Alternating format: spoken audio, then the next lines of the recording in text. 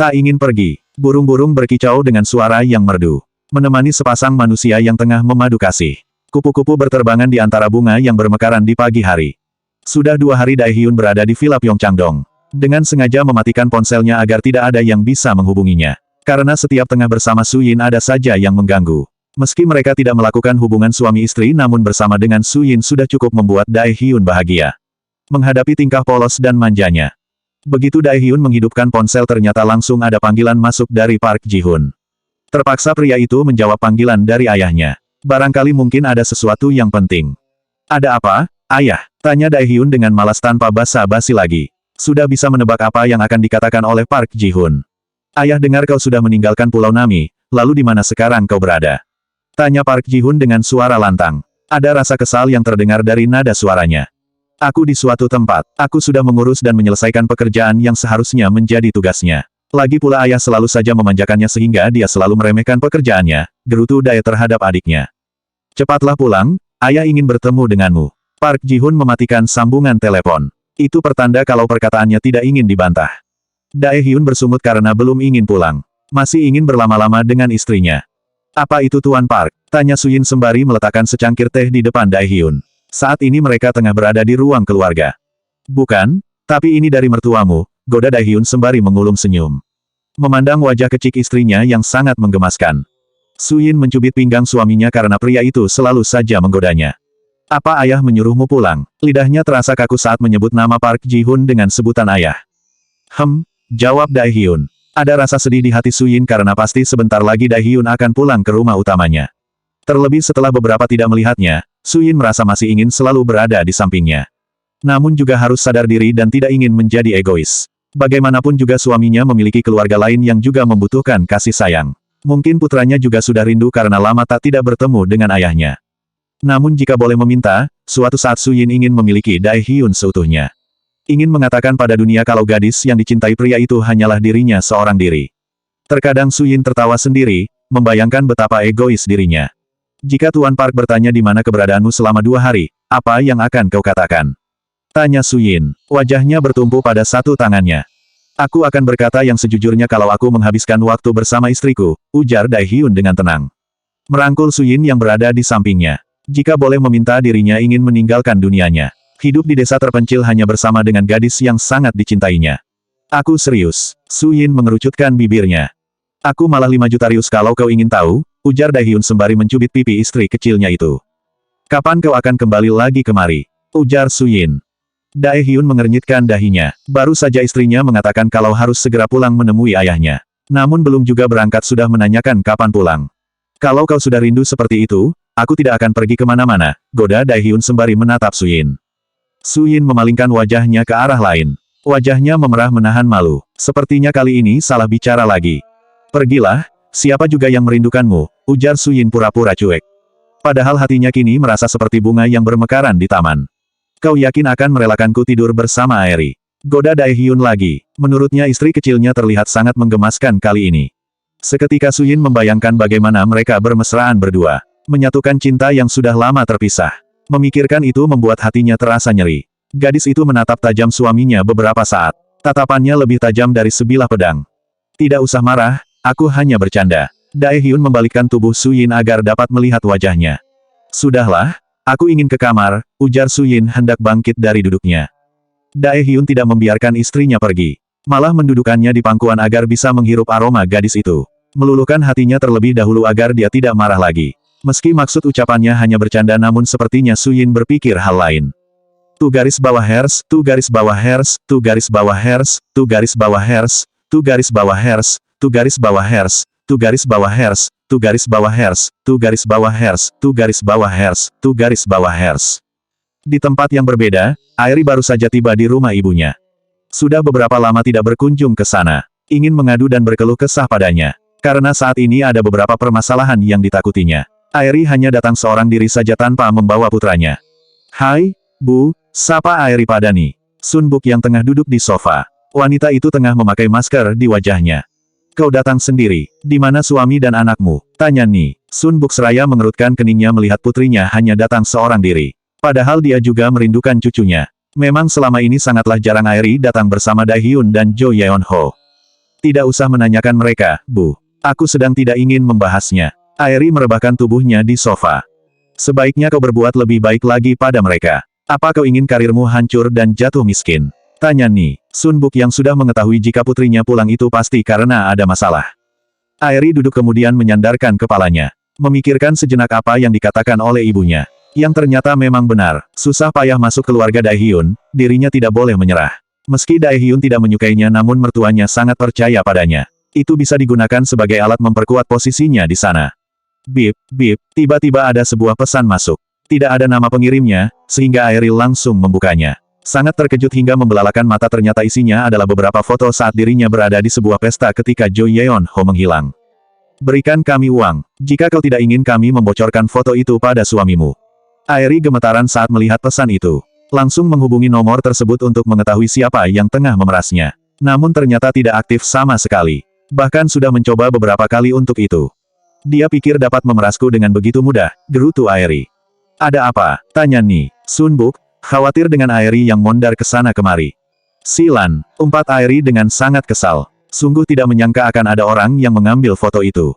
Ada apa? Tanya Ni. Sun Buk sekali lagi. Ibu, bagaimana ini? Seseorang mengambil fotoku di pesta saat Jo Yeon-ho diculik. Jika Daehyun sampai tahu, habislah hidupku, ujar Airi dengan panik sembari memijat kepalanya. Sun Buk segera merebut ponsel Airi untuk mengetahui sebenarnya. Jadi kau masih berhubungan dengan pria itu? Tanya Ni. Sun Buk dengan marah, merasa kesal dengan kecerobohan Airi. Aku mencintainya, Bu. Aku juga butuh seseorang seperti dia, ujar Airi sembari menggigit bibir bawahnya. Cinta tidak akan menjamin bisa membuat hidupmu bahagia. Bukankah sudah ibu bilang agar kau mengakhiri hubungan kalian? Kalau sudah seperti ini apa yang akan kau lakukan? Ni, Sun Buk tidak menyangka jika Airi selalu keras kepala. Aku lelah menghadapi sikap Daehyun. Terlebih sekarang gara-gara Jo Yeon-ho hampir diculik. Sekarang sepertinya tidak lagi memperdulikanku. Dia lebih mementingkan sekretarisnya itu, Bu, ujar Airi dengan kesal. Memang kenapa dengan sekretarisnya, ujar Ni. Sun Buk. Airi memang belum menceritakan kejadian yang sebenarnya pada ibunya. Dia yang telah menyelamatkan Jo Yeon-ho dari para penjahat itu. Aku sungguh merasa kesal kenapa gadis itu berada di sana. Airi mengepalkan tinjunya setiap teringat bagaimana Daehyun selalu menemani sekretarisnya di rumah sakit. Sedangkan dirinya tidak diperdulikan sama sekali. Mulai sekarang kau harus lebih waspada pada sekretarisnya itu. Bisa saja dia sengaja melakukannya untuk menyingkirkanmu. Jika kau tidak ingin tersingkir, mulai sekarang berbuat baik pada Jo Yeon-ho. Rayu dia agar menyukaimu karena dia adalah satu-satunya kartu yang kau punya, saran Ni. Sun Buk tidak ingin anaknya menjadi bodoh hanya termakan cinta seperti dirinya. Airi memikirkan perkataan ibunya. Jika sampai keluar dari keluarga Daehyun maka kariernya perlahan juga pasti hancur. Dia tidak ingin hal itu terjadi.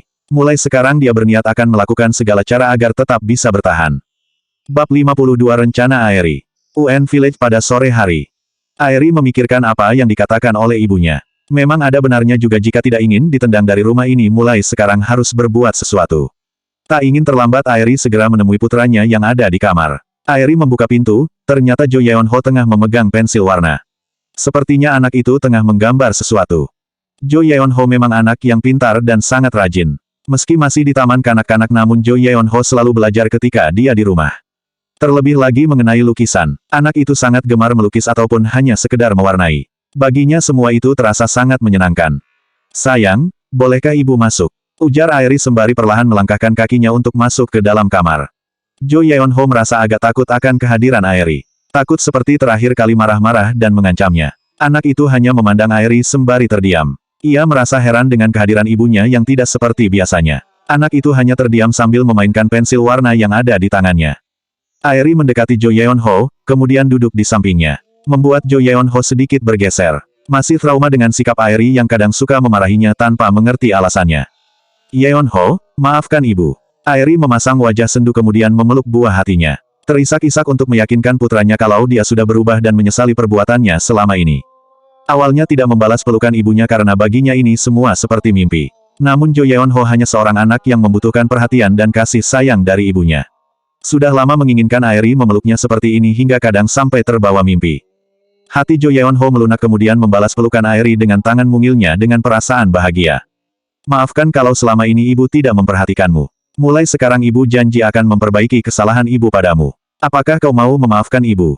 Tanya Airi seraya melepaskan pelukannya. Mengusap air mata yang berada di pelupuk matanya dengan sebelah tangan. Jo Yeon-ho menganggukkan kepalanya sembari tersenyum. Berharap kalau semua ini bukanlah mimpi dan yang dikatakan oleh Aeri bukan hayalan saja. Ternyata sangat mudah merayu anak ini, batin Aeri sembari tersenyum miring. Ia pikir tadinya akan sangat susah menaklukkan putranya. Mulai besok ibu akan mengantarkanmu pergi ke sekolah dan kemanapun kau mau, ujar Aeri dengan memasang wajah sumringah agak putranya percaya kalau dirinya memang sudah berubah. Benarkah? Ujar Jo Yeon-ho dengan mata yang berbinar-binar. Raut wajahnya menandakan kalau anak itu sangat senang. Tentu saja, setelah menyelesaikan urusannya dengan Jo Yeon-ho, ada satu hal yang harus dilakukan. Aeri segera turun untuk menemui mertuanya yang sedang mengobrol di sofa. Mereka tampak sangat harmonis meski sudah menikah puluhan tahun. Tampak mereka saling bercanda satu sama lain hingga membuat Aeri merasa Aeri. Tak pernah sekalipun dirinya dengan Daehyun seperti itu. Selamat malam, sepertinya kalian sangat seru, sapa Aeri dengan tersenyum tipis. Untuk menjaga keharmonisan, kalian yang muda juga harus melakukan hal yang sama seperti kami, ujar Park Ji-hoon sembari merangkul pundak istrinya. Benar, menantuku. Nih, Park setuju dengan suaminya. Aeri menundukkan kepalanya dan memasang wajah sendu.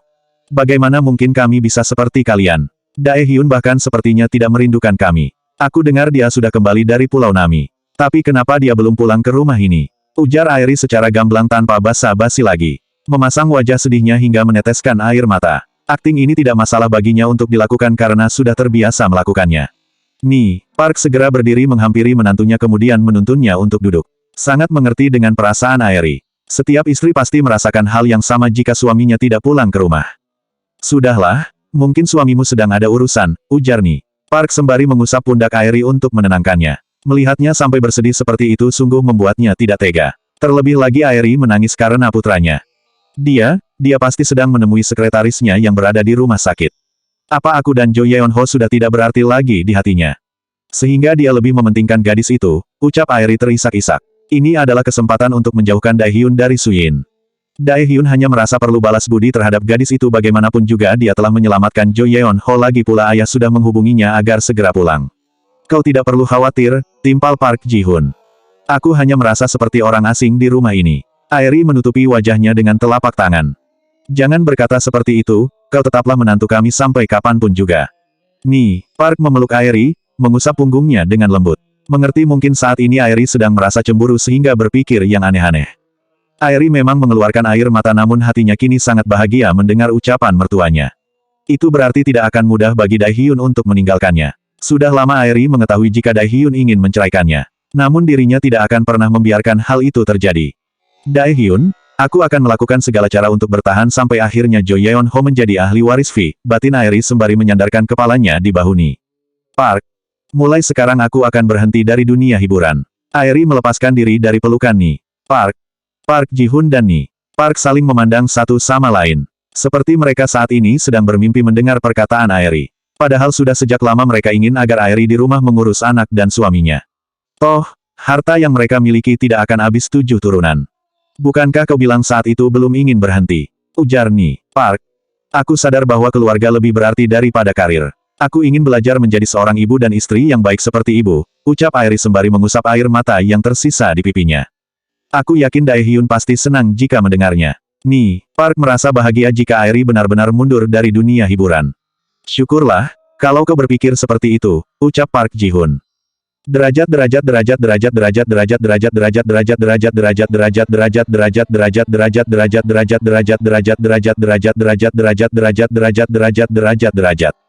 Daehyun baru saja tiba di UN Village. Dengan langkah gontai dan tidak semangat langsung memasuki rumah itu. Terkejut dengan pemandangan yang ada di depannya. Aeri bahkan berada di rumah saat masih sore seperti ini. Sungguh sesuatu yang sangat langka terjadi.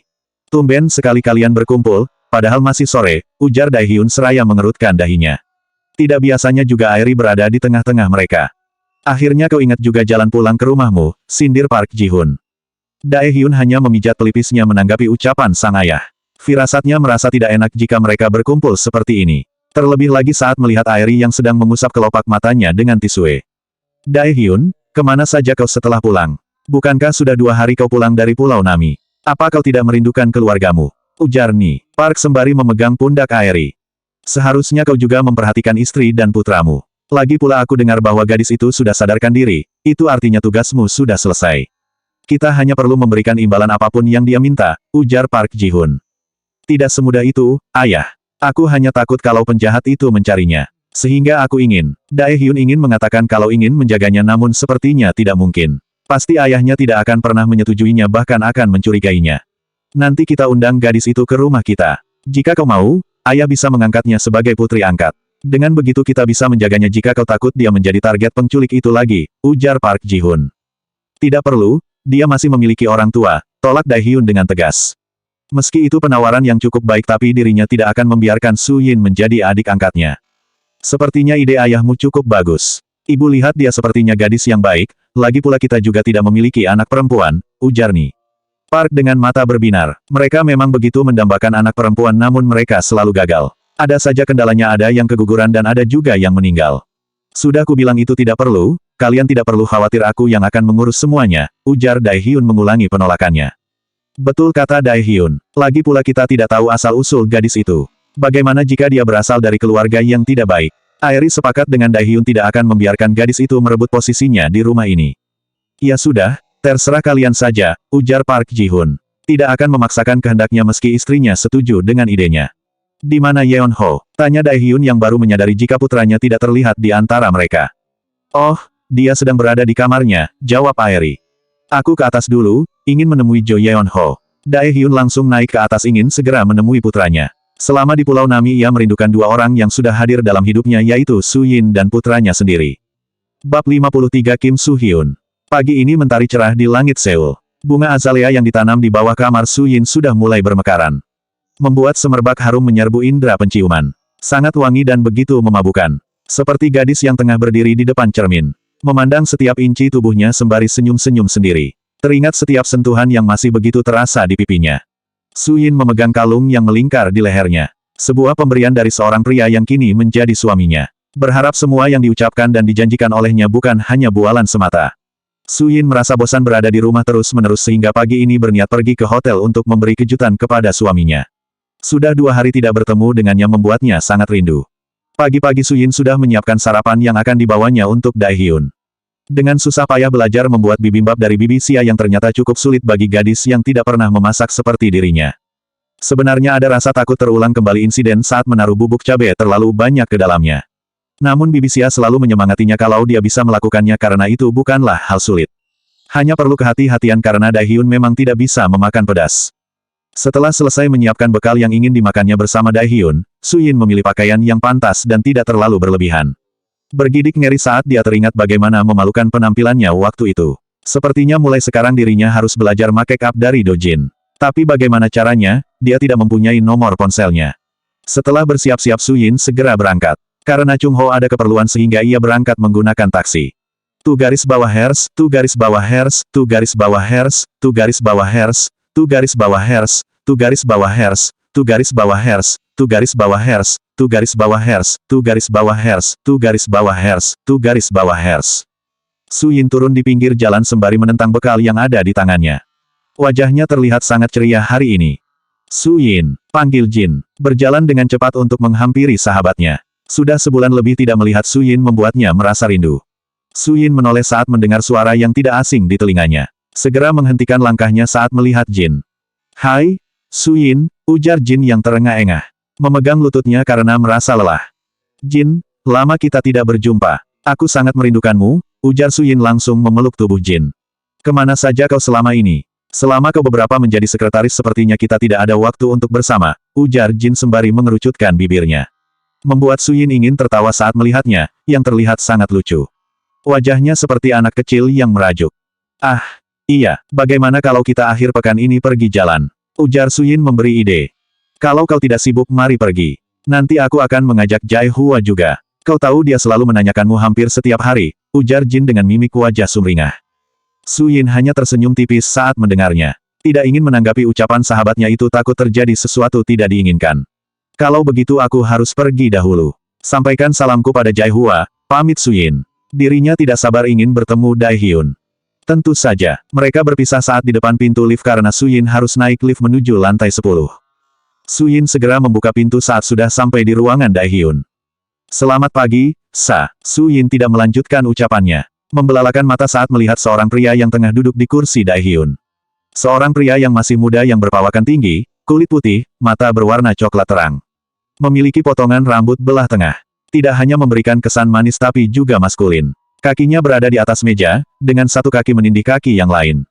"Siapa kau?" ujar Suyin sembari mengamati sekeliling ruangan. Barangkali karena sudah tidak sadarkan diri cukup lama membuatnya lupa sehingga salah masuk ruangan. Tapi ruangan itu sama dengan apa yang diingatnya. Bahkan saat melirik meja kerjanya, itu juga benar. Ada nama Daehyun tertera di sana. Tapi kenapa yang berada di ruangan itu malah orang lain? Pria itu tidak langsung menjawab pertanyaan Suyin. Dirinya merasa tersihir oleh seorang gadis cantik yang kini berada di depannya. Sangat sesuai dengan tipenya. Rambutnya bergelombang yang dibiarkan terurai, memiliki mata sipit, putih, berpawakan tidak terlalu tinggi sehingga terkesan imut. Wanita yang tidak akan membuatnya malu jika pergi ke pesta.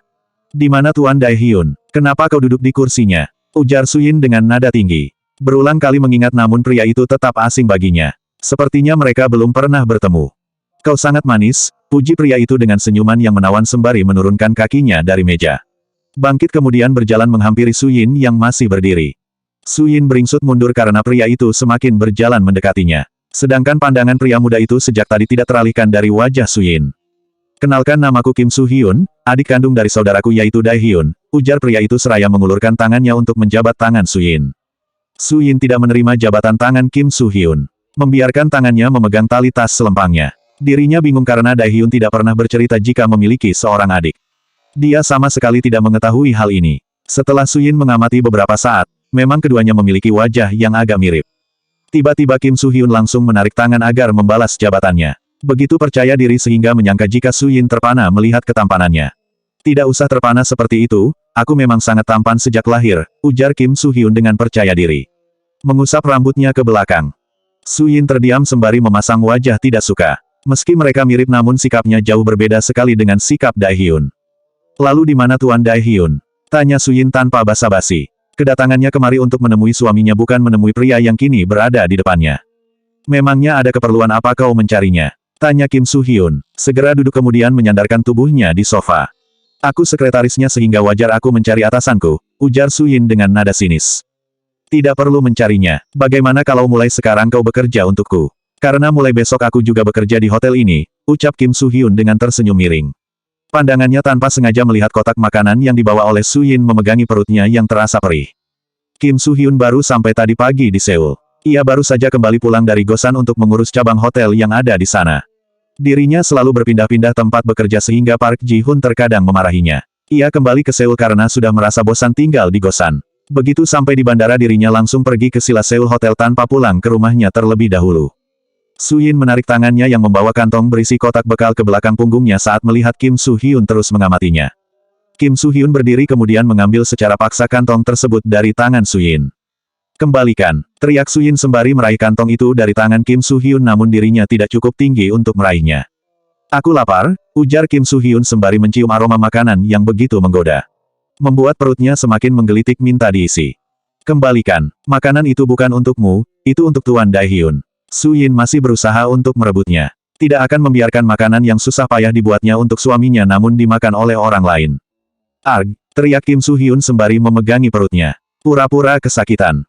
"Kau tidak apa-apa?" tanya Suyin dengan wajah panik. "Aku lapar, apa kau akan membiarkanku mati kelaparan?" ujar Kim Soo-hyun. Suyin sungguh tidak rela jika makanan itu dimakan oleh Kim Soo-hyun. Makanan yang dibuatnya dengan penuh rasa cinta dan kasih sayang saat membuatnya. Ia bahkan sudah merencanakan akan menikmatinya berdua saja dengan suaminya. Dengan sengaja tidak sarapan dahulu tadi di rumah. Bab 54 Perubahan Aeri.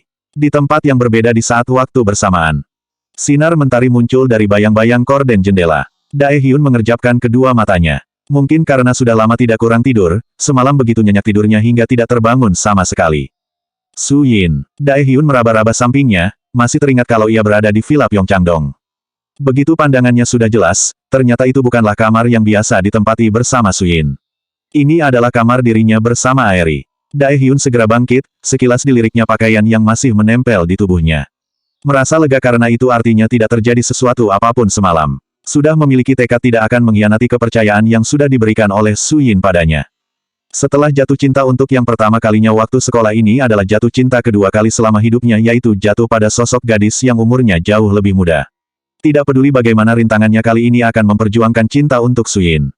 Tidak ingin mengulangi kesalahan di masa lalu. Daehyun segera bergegas ke kamar mandi untuk membersihkan diri karena sudah pukul 7:30. Biasanya sudah bersiap-siap untuk berangkat namun kali ini justru baru terbangun. Memang tidak masalah baginya untuk datang terlambat bekerja. Namun sebagai seorang pimpinan dirinya tidak boleh memberikan contoh yang buruk bagi karyawannya. Airi masuk ke dalam kamar berjalan mengendap-endap ke depan pintu kamar mandi. Menempelkan telinganya di sana ternyata terdengar suara gemericik air dari dalam. Sehingga Airi langsung bergegas berjalan kembali ke sisi ranjang. Begitu mendengar pintu terbuka, Airi segera merapikan tempat tidur dan melipat selimut agar terlihat rapi. Daehyun hanya melirik sekilas Airi, merasa aneh saat melihat istri pertamanya melakukan suatu pekerjaan yang tidak pernah dilakukannya. Selama menikah dengan Airi tidak pernah sekalipun melihatnya mau melakukan pekerjaan rumah kecuali jika ada orang tuanya berada di rumah ini. Daehyun memilih pura-pura tidak mengetahui apa yang dilakukan oleh Airi. Memilih mengeringkan rambut dengan sebuah handuk kecil sembari berdiri di depan cermin. Setelah merapikan tempat tidur, Airi segera menghampiri Daehyun. Ini adalah kesempatannya untuk memperlihatkan kalau dirinya benar-benar sudah berubah. Biarkan aku yang melakukannya, ujar Airi seraya mengambil handuk yang ada di tangan Daehyun. Tidak perlu, aku bisa melakukannya sendiri, ujar Daehyun dengan nada datar. Kenapa kau selalu bersikap dingin padaku? Apakah aku tidak berarti apa-apa di hidupmu setelah apa yang kita lakukan malam itu di hotel? Airi menundukkan kepalanya, mengucapkan dengan lirih dan memasang ekspresi sedih. Aku hanya sudah terbiasa melakukannya sendiri. Tidak usah mengungkit kejadian itu karena aku sama sekali tidak mengingatnya, ujar Daehyun dengan nada penuh penekanan. Kesalahan dilakukannya waktu itu adalah karena ada seseorang yang memasukkan obat perangsang ke dalam minumannya. Jika tidak, mana mungkin dirinya akan melakukan perbuatan serendah itu. Sayang, tolong beri aku kesempatan sekali lagi, ujar Airi dengan nada memohon.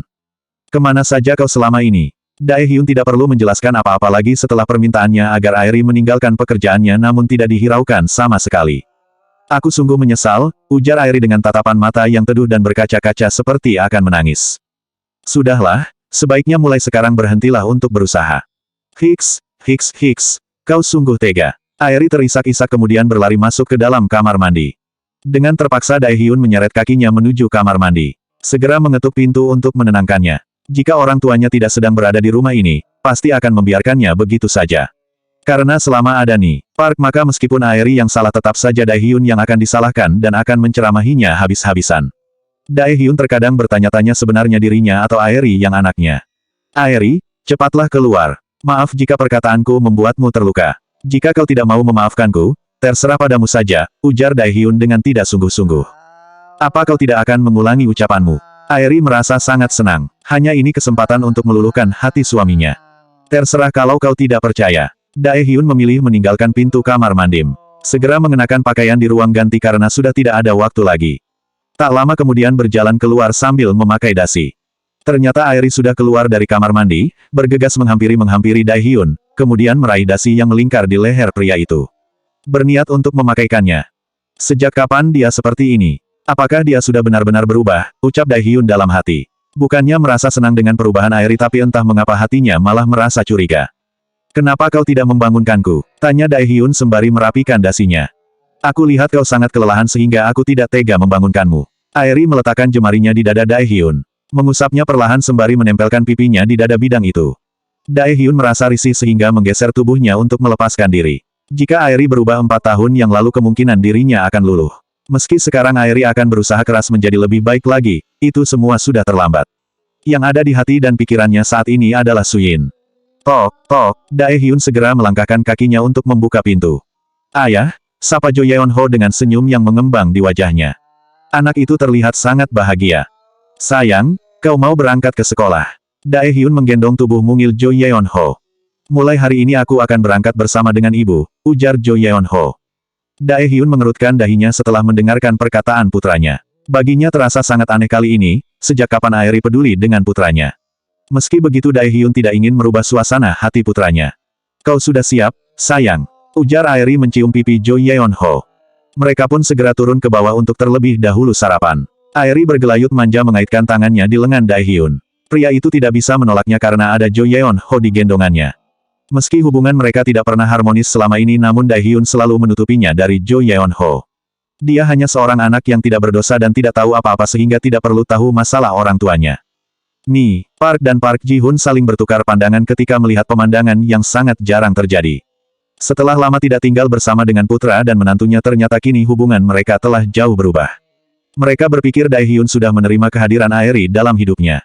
Pada saat pernikahan, Daehyun hampir saja kabur. Namun akibat bujukan dan ancaman sang ayah akhirnya rela melakukannya. Jika sampai pernikahan itu gagal maka akan mempermalukan seluruh anggota keluarganya. Termasuk usaha mereka juga akan mengalami imbasnya. Berkat Aeri juga yang menjadikan hotel mereka melaju pesat. Itu semua karena Aeri mempromosikan kepada semua teman model atau artis jika berkunjung ke Seoul harus menginap di hotelnya. Berkat Aeri juga mereka memiliki banyak relasi untuk bekerja sama agar saling menguntungkan. Selamat pagi, sapa Aeri pada mertuanya dengan senyuman menawan terukir di bibirnya. Ayo kita sarapan, ujar Ni. Park, Daehyun mendudukkan Jo Yeon-ho pada kursi yang berada di sampingnya. Mereka sarapan dengan penuh ketenangan, terlebih lagi Daehyun hanya sedikit bicara. Sepertinya harus berhati-hati mulai sekarang agar tidak terjebak pada permainan wanita yang berada di sampingnya. Daehyun merasa ada rencana tersembunyi. Daehyun, apa kau sudah menghubungi adikmu? Tanya Park Ji-hun. Tidak, biarkan saja dia mengurus pekerjaannya, ujar Daehyun dengan nada datar. Tapi pagi ini dia sudah sampai di Seoul. Kemungkinan sekarang sudah berada di hotel, timpal Ni. Park. Jadi dia sudah kembali, ucap Daehyun dengan nada tinggi sembari bangkit berdiri. Jangan terlalu keras pada adikmu, ujar Ni. Park, sangat tahu jika sejak kecil mereka selalu bertengkar bila dekat. Bahkan hingga usia mereka sudah dewasa tetap saja seperti itu. Sebaiknya aku berangkat, ujar Daehyun langsung bergegas pergi. Bab 55 tidak menghargai. Begitu mendengar kalau Kim Soo-hyun sudah tiba dan sekarang berada di hotel, Daehyun langsung bergegas menuju hotel. Takut adiknya berbuat sesuatu yang tidak diinginkan. Kerap kali dirinya berbuat onar jika berada di hotel. Dae melangkahkan kakinya dengan cepat, bahkan tidak sabar saat berada di dalam lift. Ingin segera sampai di ruangannya. Begitu membuka pintu Daehyun memasang ekspresi tidak suka segera membanting pintu dengan kuat saat melihat Su-yin dan adiknya saling berhadapan. Su-yin tampak berusaha meraih sesuatu yang ada di tangan Kim Soo-hyun. Kim Soo-hyun, apa yang kau lakukan? Ujar Daehyun dengan nada dingin sembari berjalan menghampiri mereka. Su-yin menurunkan tangannya ketika Daehyun datang. Gadis itu memasang wajah cemberut. Kakak, aku lapar, tapi sekretarismu bahkan tidak merelakan makanan yang dibawanya untuk diriku, gerutu Kim Soo-hyun sambil menenteng kotak bekal. Daehyun memandang Su-yin sejenak. Tidak biasanya istrinya membawa bekal jika bekerja. Kenapa kau tidak pergi ke restoran saja? Atau kau juga bisa memesan pada pelayan, ujar Daehyun sembari memijat kepalanya. Kelakuan saudara satu-satunya itu terkadang membuatnya sangat pusing. Aku sudah tidak tahan lagi. Perutku sangat lapar, ucap Kim Soo-hyun sembari mengangkat kotak makanan Su-yin. Mencium aromanya sesaat yang membuat cacing di perutnya minta jatah. Su-yin, berikan saja padanya, ucap Daehyun dengan lembut dan tatapan memohon pada istrinya. Tapi, ujar Su-yin terpotong. Tidak apa-apa, nanti akan memesan pada pelayan. Makanan di restoran yang ada di hotel ini juga sangat enak, lebih enak dari bekal yang kau bawa, ujar Daehyun. Su-yin sungguh terkejut saat Daehyun mengatakan itu. Dirinya tidak rela jika makanan yang dibuatnya untuk orang yang dicintainya justru dimakan oleh orang lain. Yang lebih membuatnya sedih Daehyun justru mengatakan kalau makanannya tidak enak. Su-yin mengepalkan tinjunya, hatinya terasa sangat sakit kali ini. Tanpa berkata apa-apa, Su-yin kembali ke meja kerjanya. Hatinya sedih, menyesal sudah menyiapkan semua itu namun Daehyun bahkan sama sekali tidak menghargainya. Daehyun tidak bisa berbuat apa-apa jika masih ada Kim Soo-hyun di ruangan itu. Membiarkan duduk di sofa sembari menikmati bibimbap yang dibawa Su-yin yang kelihatan sangat enak. Sesekali melirik Su-yin dari balik kaca. Gadis itu tampak murung tidak seperti biasanya. Setelah selesai, pulanglah. Ayah sudah menunggumu di rumah, ujar Daehyun. Memang sengaja mengusir saudaranya secara halus. Ada dia di ruangannya membuatnya tidak nyaman dan tidak bisa bebas berbicara dengan Su-yin. Padahal dirinya merindukan istri kecilnya.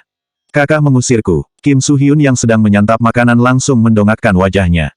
Lagi pula untuk apa kau berada di sini? Lebih baik kau istirahat saja, ujar Daehyun sembari memeriksa beberapa berkas. Ternyata ada yang perlu dikopi. Daehyun segera bangkit kemudian menghampiri Su-yin yang tengah memegang mouse di tangannya. Gadis itu tidak memandang Daehyun sama sekali. Pura-pura sedang sibuk. Su-yin, bolehkah aku meminta tolong? Ujar Daehyun. Katakan saja, ucap Su-yin dengan nada datar dan tidak menyunggingkan senyum sedikitpun. Tolong kapi semua ini menjadi masing-masing 5 lembar, ujar Daehyun sembari menyodorkan beberapa lembar kertas. Mengernyitkan dahinya karena merasa aneh dengan sikap Su-yin kali ini. Tidak biasanya bersikap cuek seperti ini. Su-yin mengambil berkas yang ada di tangan Daehyun kemudian segera pergi tanpa sedikitpun memandang wajah suaminya. Dasar tidak punya perasaan, umpat Su-yin saat sudah berada di tempat fotokopi. Dengan kesal menekan tombol secara asal-asalan. Tidak peduli jika salah mengkopi. Rasanya ingin marah sehingga Su Yin mengambil kertas kosong kemudian merobeknya dengan penuh emosi. Tanpa memperdulikan tugasnya, Su Yin langsung menyodorkannya pada Daehyun tanpa sepatah kata pun kemudian segera bergegas kembali ke mejanya. Daehyun melihat berkas dari Su Yin, memijat kepalanya saat melihat hasilnya. Ternyata tidak semuanya dikopi. Ada beberapa lembar yang tertinggal. Bahkan ada yang jumlah salinannya berlebih. Ada juga yang tidak tersalin dengan benar dan acak-acakan. Mungkin jika orang lain yang melakukannya dia akan langsung marah atau menegurnya. Tapi kali ini dirinya tidak bisa berbuat apa-apa. Hanya mencoba untuk lebih bersabar menghadapi istri kecilnya itu. Terlebih lagi ada Kim Soo Hyun yang sepertinya tidak berniat untuk pergi. Dengan terpaksa Daehyun menyalin berkas sendiri. Takut menyakiti hati Su Yin jika sampai menegurnya. Lagi pula suasana hati gadis itu tampak sedang tidak baik. Bukankah sudah kubilang agar kau pulang? Keberadaanmu di sini mengganggu pekerjaanku, ujar Daehyun sembari memandang Kim Soo Hyun. Baru saja kembali dari ruangan fotokopi. Kau tidak sabaran, sebentar lagi aku juga akan pulang. Oh iya, Kak, sekretarismu terlihat masih sangat muda, puji Kim Soo Hyun sembari tersenyum nakal memandang Su Yin dari bilik kaca yang transparan. Lalu, ujar Daehyun, apa dia belum punya pacar? Tanya Kim Soo Hyun merasa penasaran. Untuk apa kau menanyakan hal itu? Daehyun yang tengah fokus menatap layar komputer mengalihkan pandangannya untuk melihat Kim Soo Hyun. Aku hanya bertanya saja, jawab Kim Soo Hyun menyunggingkan senyum di bibirnya. Membuat Daehyun merasa curiga. Hentikan pikiran burukmu jika kau ingin macam-macam aku tidak akan membiarkannya, ucap Daehyun dengan nada dingin. Sudah tahu apa yang dipikirkan Kim Soo Hyun, pasti dia berniat akan mendekatinya. Adiknya memang sudah terkenal di kalangan wanita. Dengan mudahnya jatuh cinta namun mudah juga untuk melupakannya. Memang usianya sudah menginjak 25 tahun. Namun sikapnya masih seperti remaja. Selalu ingin mendapatkan kesenangan tanpa memikirkan segala konsekuensinya. Kak, bisa aku minta nomor ponselnya? Kim Soo Hyun mencondongkan tubuhnya untuk menatap Daehyun lebih dekat. Tidak, aku tidak akan membiarkanmu. Daehyun menatap tajam ke arah adiknya. Sangat geram, jika sampai dia mendekatinya maka dirinya akan mengibarkan bendera perang. Kau sangat pelit pada adikmu sendiri, gerutu Kim Soo Hyun sembari menyandarkan kepalanya di sofa. Lebih kau menemui Lisa, pasti dia sekarang sangat merindukanmu, goda Daehyun. Memang sengaja untuk mengganti topik pembicaraan. Tidak usah membicarakannya, Kim Soo Hyun memasang wajah cemberut. Dirinya tidak ingin mendengarkan nama gadis itu lagi. Gadis yang selalu mengejarnya dan bahkan berterus terang rela jika hanya menjadi selingkuhannya. Kim Soo Hyun segera beranjak dari sofa, jika terus berada di dekat Daehyun pasti akan membicarakannya lagi. Berjalan menghampiri Su Yin karena merasa penasaran dengan gadis itu. Hai, ujar Kim Soo Hyun sembari membaca nama yang ada di mejanya. Su Yin? Nama kita begitu mirip, ujar Kim Soo Hyun dengan tersenyum senang. Su Yin yang sedang merasa kesal tidak berminat untuk meladeni saudara suaminya itu. Hanya menatapnya sekilas kemudian mengalihkan pandangannya. Bisakah aku meminta tolong? Aku ingin minum kopi, ucap Kim Soo Hyun. Baiklah, tunggu sebentar, aku akan mengambilkan, ucap Su Yin memasang wajah datar. Dengan malas melangkahkan kakinya menuju pantry. Belum sampai di pantry ternyata dirinya bertemu dengan Jin di lorong hotel. Jin, apa aku bisa minta tolong? Ucap Su Yin. Sangat kebetulan sekali ada sahabatnya itu di saat seperti ini. Katakan saja, ujar Jin dengan tersenyum. Bisakah kau membawakan secangkir kopi ke ruangan Tuan Daehyun? Jangan secangkir mungkin sebaiknya dua karena ada dua orang di sana, ujar Su Yin. Saat ini dirinya ingin mencari udara segar terlebih dahulu. Apalagi sebentar lagi waktunya makan siang. Perutnya butuh diisi karena tidak makan sejak pagi. Harapannya bisa makan berdua dengan suaminya menjadi kacau. Tentu saja, dengan senang hati aku melakukannya untukmu. Memangnya ada tamu? Tanya Jin yang penasaran. Adiknya Tuan Daehyun yang bernama Kim Soo Hyun tengah berada di sana. Lalu kemana kau akan pergi? Tanya Jin. Aku akan keluar sebentar untuk mencari angin segar. Setelah selesai segera ke kantin, aku menunggumu di sana. Su Yin langsung berlenggang pergi. Baiklah, ujar Jin sembari mengangkat jempolnya. Selanjutnya bab 56 kopi tumpah.